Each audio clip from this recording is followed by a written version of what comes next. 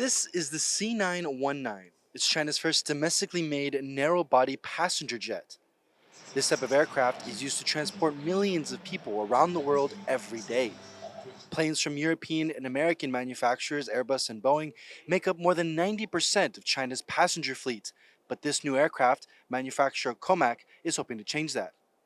Here at the Singapore Airshow, the C919 is flying for the first time outside of China.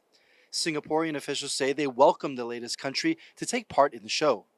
So it's the first time we will be having exhibitors from China, and this basically is positive, encouraging early signs of seeing Chinese companies from the aerospace industry participating in the economic activities here in Singapore. On the sidelines of the event, China's Tibet Airlines signed an order of 40 C919 jets, but the aircraft has yet to get an order from overseas. The first C919 was delivered in 2022 to China Eastern, but today only 4 are in service, and the aircraft is still seeking approval from aviation safety agencies outside of China. But that's just one issue facing the aircraft. While the C919 is China's first domestically developed airliner, many of the systems aboard the aircraft are not made in China, and that's led some to question whether China has all the technology needed to truly make an 100% made in China jet. In fact, a majority of the components used, including the engines, parts of the tail and landing gear, as well as the flight control systems, are all made overseas.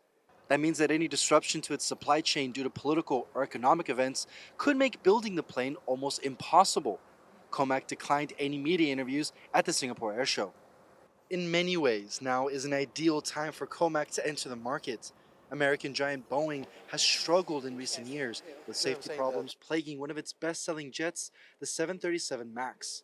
But the C919's path to commercial success is far from guaranteed. Industrial partners should be aware that when you transfer something to China to co-produce, you lose control of that technology. And I think that's the situation with the CFM LEAP engine. But without those kind of certification, and right now it doesn't have enough hour to really allow the Western side to accept certification of that aircraft for safety reason.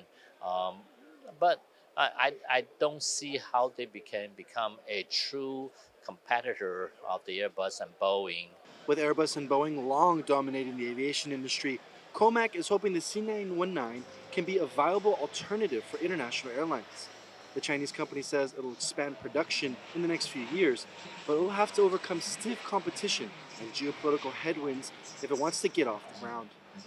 Kris and Jaime Ocon in Singapore for TaiwanPlus.